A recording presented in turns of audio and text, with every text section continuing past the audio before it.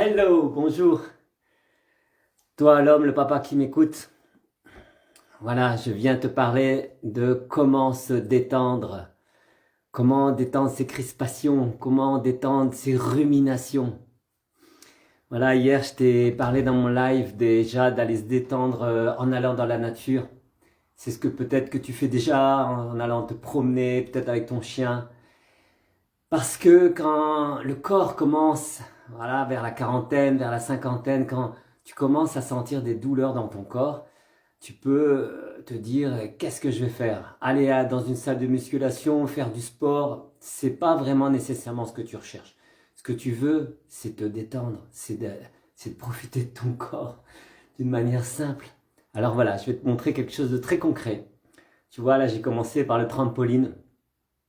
Je me suis acheté il n'y a pas très longtemps. Et ça, en fait, qu'est-ce que ça fait dans le corps? C'est qu'en fait, à chaque fois que tu montes et que tu descends, l'eau qui est dans ton corps, un peu comme si il y avait de l'eau dans une bouteille, en fait, ça vient faire un massage intérieur dans tes cellules.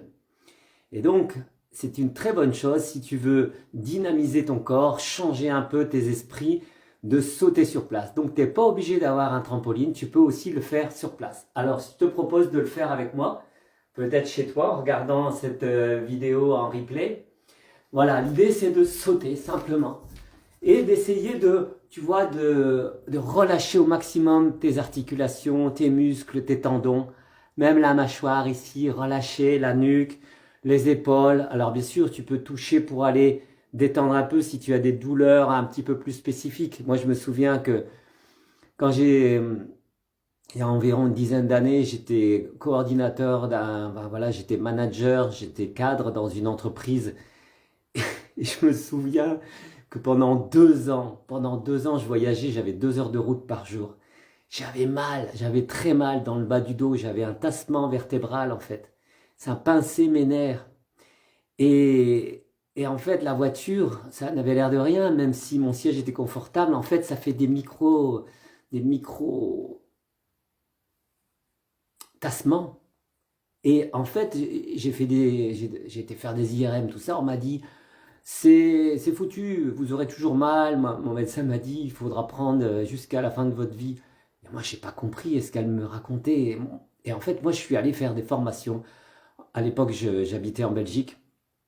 J'ai été faire des formations sur Bruxelles pour apprendre le Qigong. Et j'ai fait 4 années, 5 années de Qigong. Et ça m'a complètement sauvé de toutes ces douleurs, ces tensions que j'avais dans le corps au niveau des fascias. En fait, les fascias, ça va partout dans le corps. On a, je ne sais plus combien de kilos, c'est ce qui recouvre en fait les muscles et les tendons. Et ces fascias-là, quand ils sont mal hydratés, quand il n'y a pas assez de mouvement dans la journée, hein, et Dieu sait quand on travaille dans un bureau devant un ordinateur, ou même quand on travaille sur un chantier avec un marteau-piqueur. J'ai massé tellement d'hommes que je me souviens comment ces hommes, ils étaient comme ça, quoi. Et même quand on fait de la musculation, on raidit le corps. Et donc après la musculation, il faut faire du stretching, il faut se détendre. Parce que ceux qui font beaucoup de sport dans les salles de muscu, ils le savent. C'est pas toujours bon que de faire que de la musculation. Il faut aussi se détendre, il faut apprendre à relâcher. Alors moi, j'ai fait ça beaucoup dans le yoga, dans le Qigong. Le Qigong, c'est un peu un équilibre pour les hommes de la cinquantaine d'années, c'est impeccable. Parce que j'ai commencé, moi, aux alentours de 20 ans, 30 ans, j'aimais beaucoup les arts martiaux, j'ai fait 7 ans d'arts martiaux. Mais l'ostéopathe que j'ai été voir m'a dit, il faut arrêter ça, c'est mieux de faire quelque chose de doux parce que vous avez des micro-fissures dans tous vos tendons, dans tous vos muscles. Et vous allez que accentuer tout ça si vous recommencez des sports un peu brusques.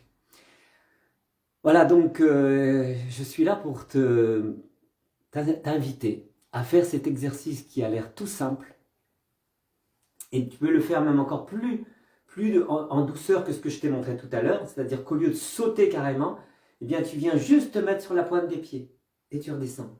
Les talons qui décollent et les talons qui redescendent. Voilà, ça c'est déjà la version en douceur. Peut-être que physiquement, tu n'as même plus la capacité de sauter en l'air, quoi. Ça va être déjà trop brusque pour ton corps. Si tu as un surpoids, si tes vertèbres sont déjà tassées, ça va te faire mal en fait. Donc, il faut aller en douceur. Donc là, déjà, tu relâches bien les bras, tu relâches ici les articulations des chevilles, tu relâches bien ta mâchoire, ta nuque. Voilà, tu essaies de faire le mieux. Et là, voilà.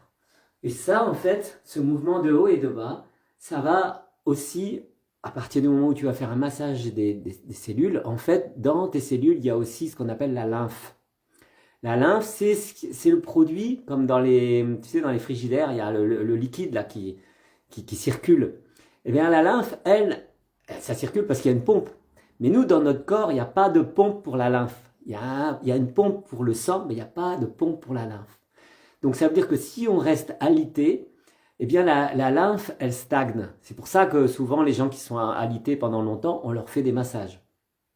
Je vais descendre la caméra parce que je me sens un peu trop bas. Voilà. Et je vais faire un autre exercice juste après sur la respiration.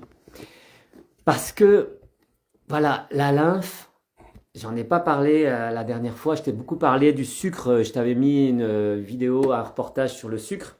Je vais remonter du coup un peu la vidéo. Et en fait, le sucre, ce qu'il amène, bah, c'est un shoot, un dopage de dopamine. Donc c'est super, quand on va pas bien dans sa tête, on se shoot avec ça. Mais le problème, c'est qu'au bout de quelques années, et souvent on le sent justement vers la quarantaine, cinquantaine, soixantaine, eh bien, ça caramélise le corps. Voilà. Si tu veux des explications scientifiques, tu vas voir sur mes lives d'hier, je crois que j'étais republié, ou avant-hier, j'avais mis le documentaire de Arte. En fait, tout le corps, il se crispe parce que aussi physiologiquement, tu n'as pas une bonne alimentation. Mais là, on va pas parler d'alimentation, on va juste parler de bouger un petit peu. Il faut commencer par petit. Et après, petit à petit, tu pourras reprendre ta capacité de faire du sport parce que actuellement, tu n'es peut-être même plus capable de faire du sport. Même courir, peut-être, tu peux plus. Marcher, j'espère quand même pour toi, sinon c'est grave. Mais voilà, il faut reprendre petit à petit. Et c'est pas parce que tu es, entre guillemets, un peu handicapé en ce moment que tu le seras. Voilà, il y a des périodes aussi de l'année. Là, on est quand même dans une période de transition entre l'hiver et le printemps. C'est la période où le foie, en fait, est souvent chargé.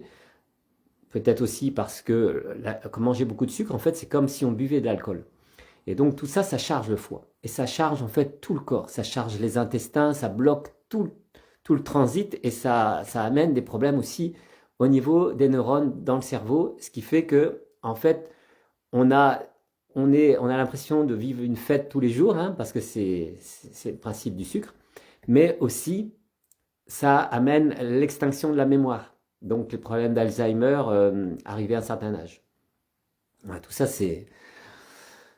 Voilà, je ne vais pas en dire plus, mais si tu veux améliorer un petit peu chaque jour, je te ferai dans mes lives, je vais te transmettre voilà, des postures, soit de yoga, soit de qigong, que j'ai transmis moi pendant des années, parce que pendant 5 ans, j'ai donné des cours de yoga, des cours de qigong, et là, j'ai carrément aménagé chez moi un centre de ressourcement dans lequel tu es le bienvenu. D'ailleurs, si tu veux venir chez moi, j'ai le lieu pour t'accueillir.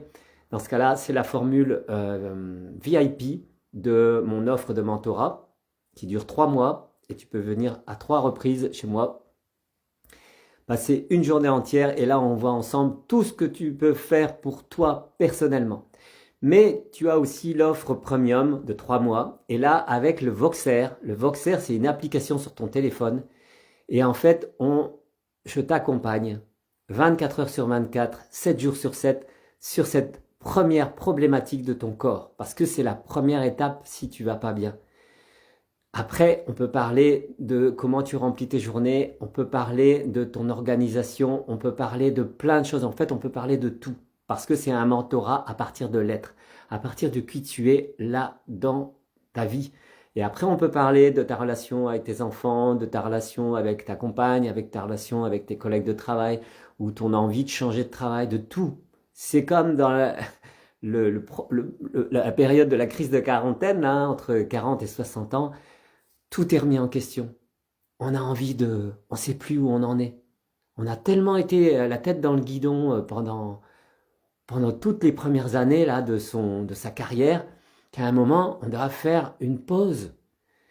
Et ça, c'est une retraite. Donc, tu peux venir en retraite chez moi pendant 3 jours sur les 3 mois donc, de l'offre de mentorat, ou tu peux aussi, on peut le faire à distance. Tu peux rester chez toi et on peut le faire en individuel par rapport à ce qui te pose question toi-même.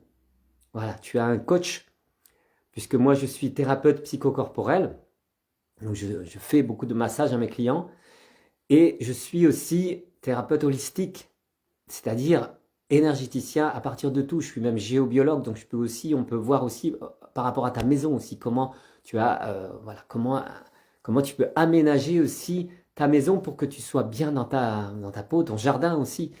Enfin voilà, sur tous les aspects. Alors, je vais terminer ce live avec une respiration. On va faire court pour pas que ça soit trop long, mais normalement c'est 20 respirations connectées. Nous, on va en faire 5. Et tu vas voir que déjà, même si tu en faisais que 3, ça serait déjà super. Moi, chaque heure, je m'arrête de travailler. Alors, c'est pas nécessairement à l'heure pile, hein, mais j'essaye de faire des pauses, hein, comme les gens qui font leur pause cigarette ou leur pause café. Eh bien, moi, je fais une pause respiration. Déjà, ce que je fais, c'est que soit je suis assis, soit je suis debout, je pourrais même le faire allongé. Là, on va le faire assis, si tu veux bien. Donc, je t'invite à t'asseoir. Peut-être que tu vois ce live en replay. Voilà, moi, j'aime beaucoup mettre les mains sur le cœur, parce que le cœur, c'est le 4e chakra. Il y a 3 chakras en bas, et il y a 3 chakras en haut. D'accord? Donc, en bas, c'est l'enracinement, c'est tes racines, comme si tu étais un arbre. Et en haut, c'est tes branches, c'est tes feuilles. C'est ce qui va capter l'énergie du soleil. Hein, l'homme, le papa céleste, l'homme qui a besoin d'avoir l'esprit ouvert. Mais c'est pas le tout d'avoir la tête dans les étoiles, il faut aussi avoir les pieds sur terre.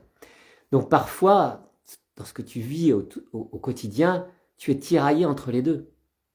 C'est-à-dire que tu aurais envie d'avoir un bon ancrage, d'être un matérialiste comme sont tous les hommes, hein, d'organiser les choses et d'être efficace, c'est ok. Mais en fait, en voulant trop faire, parfois on arrive au burn-out. C'est ce que c'est le burn-out.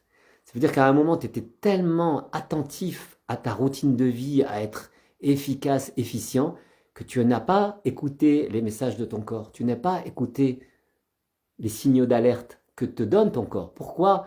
Parce que pour toi, c'est l'extérieur qui est plus important que l'intérieur. Et donc, tu vas écouter les systèmes d'alarme de ta maison ou je sais pas quoi, de ta voiture, mais les systèmes d'alarme de ton corps, tu vas pas les écouter. Parce que quand tu étais petit garçon, on t'a dit déjà de ne pas écouter ta tristesse, de ne pas pleurer, de ne pas écouter tes émotions. Et du coup, tu as tout remballé. Tu t'es dit, tant pis, je me sacrifie. Je vais m'occuper des autres, de ma femme, de mes enfants, voilà, si tu es patron, si tu es manager dans une boîte ou responsable d'équipe, je vais m'occuper de mon job. Parce que faut que je ramène un salaire à la maison, il faut que je m'occupe des autres. Voilà, et tu as peut-être pris des responsabilités. Et là, qu'est-ce qui va se passer là? Puisque tu es le pilier maintenant de ta famille, tu es peut-être le pilier de ton entreprise. Et qu'est-ce qui va se passer si demain tu es en arrêt maladie au niveau de ton entreprise? Et qu'est-ce qui va se passer chez toi si tu es hospitalisé et puis que l'homme de la maison n'est plus là? Voilà, moi j'ai vécu 3 nuits noires de l'âme, 3 moments de grosse dépression, et qui ont peut-être correspondu justement à peu près à la crise de quarantaine, crise de cinquantaine, tu vois, et même la crise de trentaine, parce que ça commence de plus en plus jeune, parce que maintenant la pression elle est mise de plus en plus fort, que même des jeunes de 20 ans là, qui viennent de terminer leurs études, ils ont 30 ans, ils sont sur le marché du travail et on leur dit non, il n'y a plus assez de boulot, et là ils se réveillent, ils se disent mais j'ai passé 10 ans à faire des études, et qu'est-ce qu'on me raconte là? Moi j'ai rencontré des médecins, j'avais des médecins qui venaient dans mes cours de yoga. Et j'ai rencontré aussi des dames c'était en Belgique, mais des dames qui étaient en maison de retraite, entre 70 et 90 ans. Ces dames-là, elles avaient les mains qui étaient comme ça. Et elles savaient plus bouger leurs doigts, elles sentaient plus rien au bout des doigts. Et c'était dur. Elles avaient des belles petites chambres, elles avaient la télévision, elles avaient tout le confort. Mais en fait, elles pouvaient plus profiter, elles avaient les mains froides. Et donc, on réapprenait à redynamiser le bout des doigts grâce à des automassages, grâce à des exercices de Qigong assis, du yoga assis, parce qu'elles ne pouvaient plus même rester debout. Voilà, c'est pour ça qu'il faut un yoga, un Qigong adapté à qui tu es et des exercices, au départ même peut-être l'équilibre, peut-être que tu commences déjà à avoir des problèmes d'équilibre. Alors que tu es responsable d'équipe, alors que tu es chef de famille, comment tu vas faire? Comment tu vas faire pour les mois qui arrivent, pour les années qui arrivent?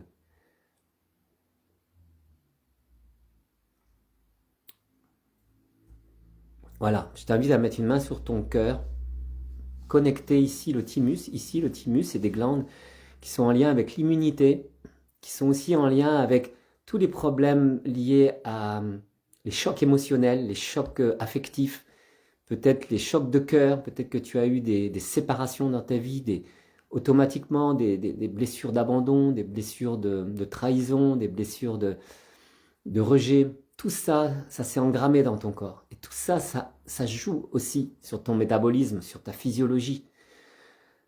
Tous les problèmes émotionnels restent cristallisés dans le corps. C'est pour ça que j'ai fait, depuis 30 ans, je pratique la respiration consciente, le rebirthing, parce que c'est une véritable renaissance. Il s'agit vraiment de se régénérer dans l'instant présent. C'est pas dans un an, là, quand tu vas aller faire le stage de je sais pas quoi. Moi, j'ai fait 30 ans de stage. Depuis 30 ans, je vais faire des stages. J'ai investi plus de 100 000 euros de formation, de développement personnel, de formation professionnelle. Voilà, tu pourras voir sur mon site tous les diplômes que j'ai passés là, ces 30 dernières années. Il y en a 7, je crois, des 7 gros diplômes avec 7 types de formation, que ce soit dans du massage. Tout ça, c'est super génial, mais la pratique, elle doit se faire chaque jour. Donc ici, aujourd'hui, toi et moi, on va pratiquer la respiration. Et je t'invite à le refaire ce soir avant de t'endormir, demain matin en te réveillant, et si possible, au moins une fois dans la journée pour faire une pause. La première étape, c'est la détente. Détente ici. Voilà, détente ici. Voilà, comment je suis tendu. Peut-être tu es tellement tendu que tu ne le sais même plus que tu es tendu. Ça devient... En fait, c'est des tensions qui s'accumulent. C'est chronique. À chaque fois que tu as un souci, hop, tu lèves, puis tu bloques la respiration. Donc là, tu relâches tes épaules, du coup, tu détends un peu ta nuque. Ça t'évitera d'avoir des torticolis. Le printemps, c'est l'époque des torticolis. Donc là, peut-être que tu commences à avoir des douleurs ici. La mâchoire, ici, beaucoup, les crispations, les gens qui grincent des dents la nuit. Tout ça, c'est les angoisses.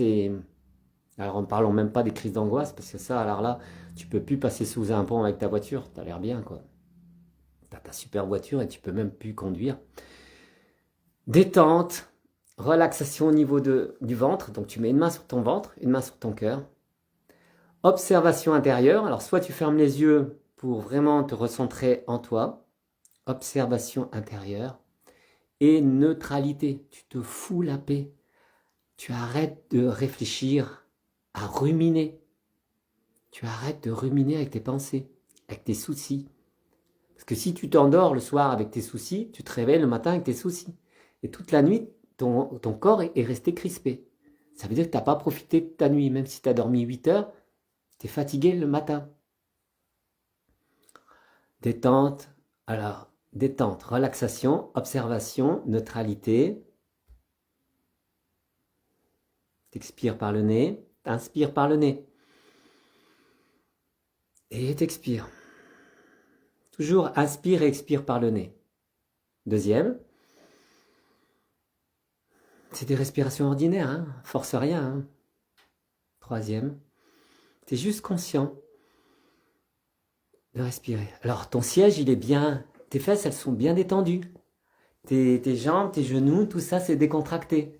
Tes chevilles, tout ça, c'est décontracté. Ok? Même tes mains, tout est décontracté. Tu laisses circuler. Parce que sinon, ça circule pas. Tout est bouché, c'est comme un embouteillage dans un centre-ville. Tout le monde klaxonne et il n'y a personne qui bouge. Et il faut qu'il y ait un agent ou quelqu'un de dégourdi qui sorte de sa voiture et puis qui fasse la circulation pour que ça se débouche. Donc c'est toi l'agent de police, c'est toi l'agent de ta circulation, c'est toi. Avant, sinon tu feras ça à l'hôpital, mais ça sera chirurgical, ça sera... Ou alors il faut que tu ailles voir quelqu'un qui va te masser, mais voilà, est-ce que tu as le temps, est-ce que tu as l'énergie, est-ce que tu as l'argent, tout ça. Tu peux déjà commencer maintenant. Ce que je t'ai montré là, de faire du checking là, en montant et en descendant, c'est déjà une manière de faire un début d'automassage. Et là, la respiration, on va le refaire. Détente, relaxation, observation, neutralité. Inspire, expire. Par le nez. Deuxième.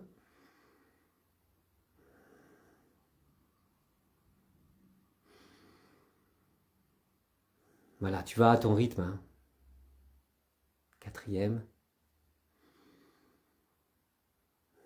Ça ressemble un peu à la cohérence cardiaque. Voilà, et la cinquième, tu fermes les yeux. Alors la cinquième, tu peux même faire une sixième respiration. Tu vas aller ouvrir complètement ici ta cage thoracique. Et tu relâches, et tu fermes les yeux. Tu mets tes deux mains sur ton cœur et tu écoutes ce qui se passe en toi. Tu écoutes. Est-ce qu'il y a des endroits crispés encore en toi? Ok, observe simplement. C'est pas grave si c'est crispé. Il vaut mieux se rendre compte que pas s'en rendre compte. Peut-être que tu as soif. Bah, tu iras boire juste après la vidéo. Peut-être que t'es pas bien. Remue les bras. Remue la tête. Voilà. Fais-toi, frotte-toi à l'endroit où tu as mal. Déglutis. Voilà. Fais-toi un petit massage du visage. Voilà. Respecte ton corps. Fais ce qu'il te demande. Si déjà tu n'es pas au service de toi-même, tu ne peux pas être au service des autres. C'est impossible. Et si tu veux devenir leader dans ta vie, si tu l'es déjà, si tu es déjà manager, tu ne peux pas bien t'occuper des autres si tu ne t'occupes pas bien de toi. Et c'est pas une histoire d'égoïsme, c'est une histoire de priorité. J'ai vu une fois chez les chevaux, celui qui dirige, ça peut être une femelle, hein, ça peut être un mâle, une femelle, celui qui dirige le groupe, il mange en premier. Et après, il surveille ce qui se passe pour les autres. Parce qu'il y a un esprit de troupeau et voilà, il y a une histoire de sécurité. Donc si toi, tu es le chef d'équipe, c'est normal que tu prennes soin de toi en priorité. Après, tu pourras t'occuper des autres. Tu sais, dans les avions, la maman, là, si jamais il n'y a plus d'oxygène dans l'habitacle, la maman doit d'abord mettre son masque pour elle. Et après, elle met ça à son enfant. Parce que si elle met d'abord le masque à son enfant et qu'elle tombe dans les pommes, bah, l'enfant va se retrouver tout seul avec une maman qui est dans les pommes et puis lui, il aura son masque. C'est stupide. C'est stupide. Donc, les leaders, et je pense que si tu m'écoutes, si tu as écouté cette vidéo jusque maintenant, c'est que tu es un leader au masculin. Les leaders doivent prendre soin d'eux et doivent investir dans ça. Je te remercie pour ton attention. N'hésite pas à me contacter en message privé. Et à demain pour un autre exercice. Ciao!